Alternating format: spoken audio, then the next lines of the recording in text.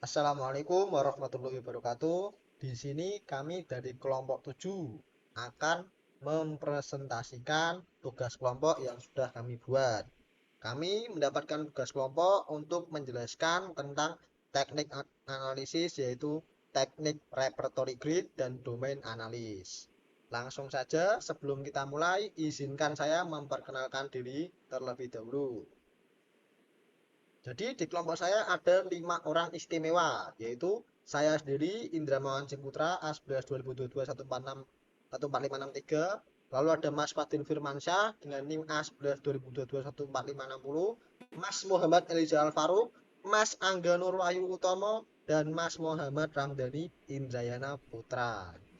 Tanpa banyak basa-basi, kita langsung saja masuk ke materinya sekarang juga. Oke, untuk pengertian akan dijelaskan oleh Mas Ramdhani. Kepada Mas Ramdhani, dipersilahkan. Baik, saya akan menjelaskan tentang pengertian teknik repertory grid. Teknik repertory grid atau RGT merupakan metode untuk menggali konstruksi personal yang dipengaruhi oleh keberadaan individu. Teknik ini digunakan untuk melakukan wawancara penelitian pada responden untuk mengungkapkan konstruksi personal mereka. RGT merupakan alat bantu untuk mengumpulkan aspek pendapat atau ide personal dalam konsep pemahaman tiap-tiap individu yang berbeda-beda. Menurut George Kelly, RGT awalnya dikembangkan dalam bidang psikologi klinis untuk mengidentifikasi dan menyelidiki hubungan antara konstruksi mental seseorang. Dalam RGT, subjek memberikan rating, skor atau peringkat tentang relevansi, kepentingan atau kesamaan suatu karakteristik terhadap daftar konsep yang disebut repertori atau repertoire. Proses ini menghasilkan matriks atau grid yang menunjukkan struktur mental subjek. RGT juga digunakan untuk melakukan eksplorasi struktur dan isi dan dari teori implisit yang dimiliki individu yang terkait dengan sistem konstruksi personal mereka. Cara kerja dari RGT yaitu yang pertama, identifikasi elemen. Pilih elemen yang relevan, misalnya fitur sistem, untuk dianalisis. Contoh login, pencarian data, riwayat transaksi. Yang kedua, dengan cara wawancara triadik. Stakeholder diminta membandingkan 3 elemen sekaligus dalam menyebutkan perbedaan atau kriteria yang muncul. Misal mudah digunakan versus rumit. Yang ketiga, buat grid. Susun matriks dengan elemen sebagai kolom dan konstruk sebagai baris. Beri skor 1-5 untuk setiap elemen berdasarkan konstruk.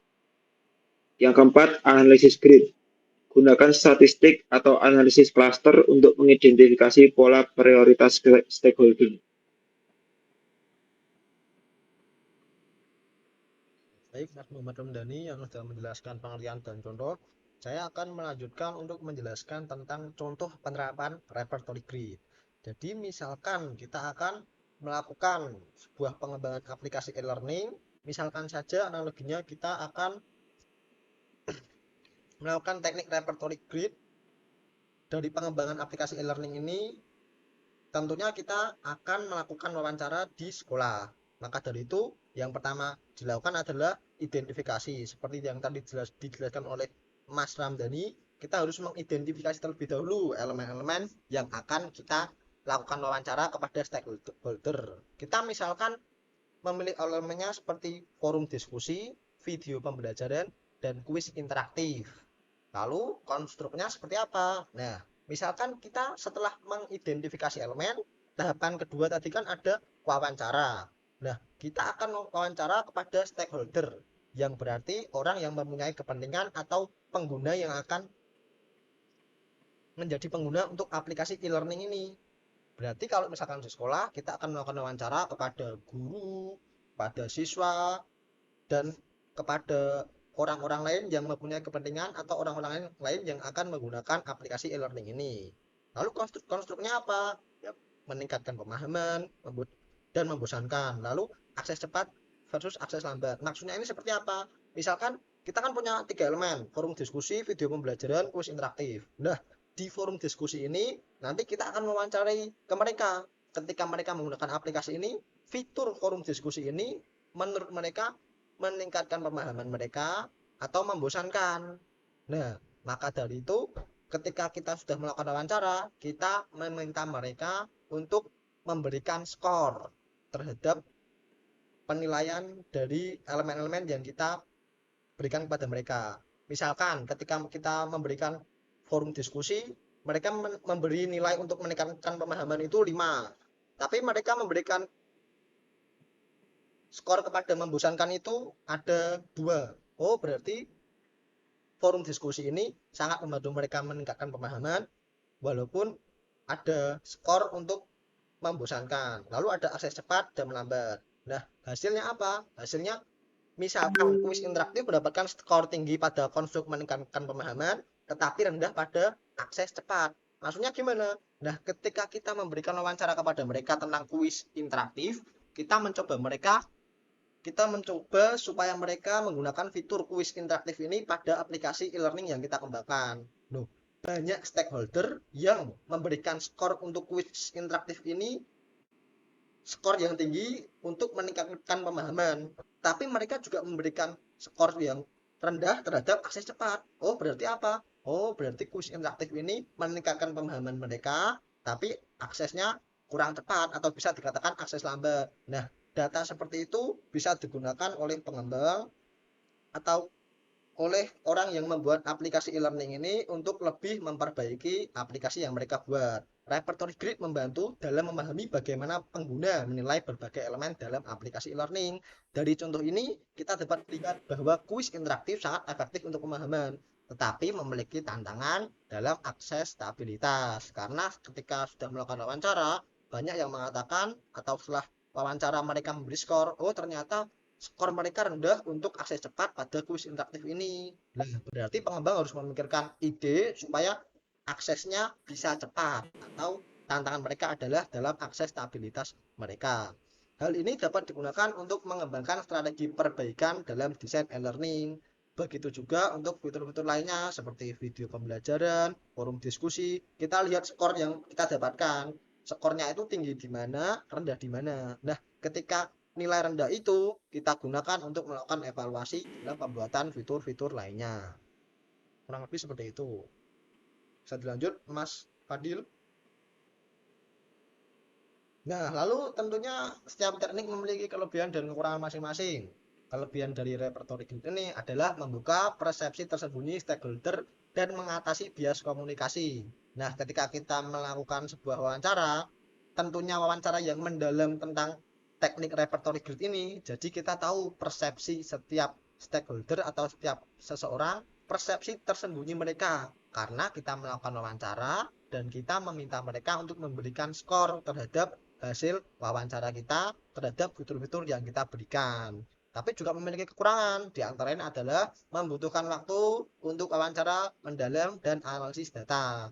Nah, kekurangan repertory grid ini adalah waktu wawancaranya yang kita butuhkan mungkin terkesan agak lama karena kita meminta stakeholder untuk memberikan skor dan untuk memberikan skor bukan terhadap satu atau dua fitur tapi terhadap beberapa fitur yang akan kita gunakan. Setelah kita memberikan skor pun kita harus menganalisis seperti yang tadi dijelaskan oleh Mas Ramdhani. Setelah wawancara kita harus membuat grid dan menganalisis grid. Tentunya ketika membuat dan menganalisis grid ini kita memerlukan waktu yang cukup lama. Lalu aplikasi yang cocok untuk teknik ini adalah proyek dengan kebutuhan subjektif, misal UX design. Kenapa UX design? Karena kembali lagi ke kelebihan teknik ini untuk membuka persepsi tersembunyi stakeholder. Ketika kita membuat UI UX design, dan yang kita butuhkan adalah pengalaman pengguna. Maka dari itu ketika kita melakukan wawancara, pengguna jadi lebih tahu atau pengguna lebih cocok dengan aplikasi seperti apa yang akan kita buat. Kurang lebih seperti itu. Selanjutnya akan kita lanjutkan ke teknik kedua yaitu domain analisis yang akan dijelaskan oleh Mas Fadil. Pada Mas Fadil dipersilakan. Baik, selanjutnya ialah pengertian dari domain analisis. Domain analisis ialah pada hakikatnya upaya peneliti untuk memperoleh gambaran umum tentang data untuk menjawab fokus penelitian. Caranya ialah dengan membaca naskah data secara umum dan menyeluruh untuk memperoleh domain atau ranah apa saja yang ada di dalam data tersebut. Pada tahap ini, peneliti belum perlu membaca dan memahami data secara rinci dan detail, karena targetnya hanya untuk memperoleh domain atau ranah. Hasil analisis ini masih berupa pengetahuan tingkat permukaan, surface, tentang berbagai ranah konseptual. Dari hasil pembacaan itu diperoleh hal-hal penting dari kata, frase, atau bahkan kalimat untuk dibuat catatan pinggir atau catatan kaki. Selanjutnya ialah cara kerja. Untuk cara kerja dari domain analisis ini ada 4. Yang pertama ialah dari studi literatur, mengumpulkan dokumen-dokumen domain seperti standar ISO, penelitian, sistem existing atau adanya sistem hadir atau belum. Yang kedua ada identifikasi commonality and variability, yaitu menemukan kebutuhan yang selalu ada, seperti contoh autentikasi pengguna dengan variasi metode pembayaran. Selanjutnya adalah tahap ketiga, yaitu buat model sesuai domain, di mana terdapat ada seperti layaknya diagram kelas, use case diagram, hingga feature model. Dan terakhir ada validasi dengan stakeholder. Pastikan analisis sesuai dengan kebutuhan bisnis saat melakukan sesi brainstorming. Baik, bisa selanjutnya dilanjutkan oleh Mas Angga. Selanjutnya yaitu contoh penerapan domain analisis. Dalam konteks yaitu pengembangan sistem manajemen rumah sakit. Commonalities-nya yaitu registrasi pasien, manajemen jadwal dokter, rekam medis elektronik. Variabilities-nya yaitu integrasi dengan alat IoT, misalnya monitor jantung, lalu jenis asuransi yang didukung. Model domainnya adalah use case, pembuatan janji temu dengan aktor, pasien, dan dokter. Dalam analisis domain untuk sistem manajemen rumah sakit, elemen-elemen umum seperti registrasi pasien, manajemen jadwal dokter, dan rekam medis elektronik membentuk dasar operasional sistem. Sementara itu, variabilitas seperti integrasi IoT dan jenis asuransi yang didukung menambah kompleksitas sistem dan mempengaruhi bagaimana elemen-elemen tersebut berinteraksi. Melalui model domain dan use case pembuatan janji temu, kita dapat memastikan bahwa sistem yang dikembangkan memenuhi kebutuhan operasional rumah sakit, sekaligus memberikan pengalaman yang lebih baik bagi pasien dan dokter.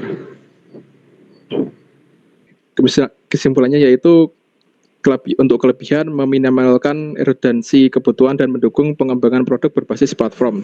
Kekurangannya yaitu memerlukan sumber daya untuk studi mendalam. Aplikasi yaitu ideal untuk proyek di domain yang sudah matang, misalnya fintech atau e-government. Itu tidak sesuai. Akan dijelaskan oleh Mas Iza. Kepada Mas Iza dipersilahkan. Oke. Jadi untuk perbandingan kedua metode tersebut yaitu repertory grid dan domain analysis.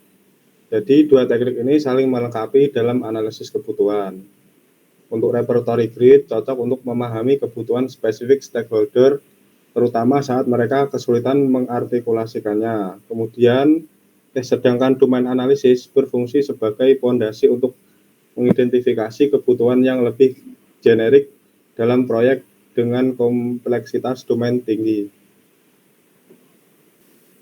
Ya, dari pengerjaan yang dikerjakan oleh kelompok 7 yang diketuai oleh Mas Indramawan Ciputra, bisa didapatkan untuk domain analisis dan juga repertory grid ini terdapat dari jurnal studi kasus STMIK Nusa Mandiri dan Amik Jakarta dengan judul Principal Component Analysis berbasiskan teknik repertory grid untuk konstruksi personal dalam peminatan pembelajaran bahasa pemrograman.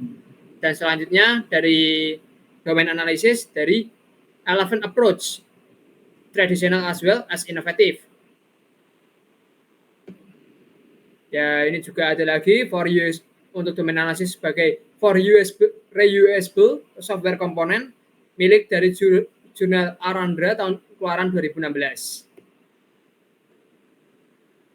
Kurang lebih seperti itu saja yang bisa kami presentasikan. Selebihnya mohon maaf apabila terdapat kesalahan dalam pengucapan ataupun dalam penyampaian kami. Sekian dari kami.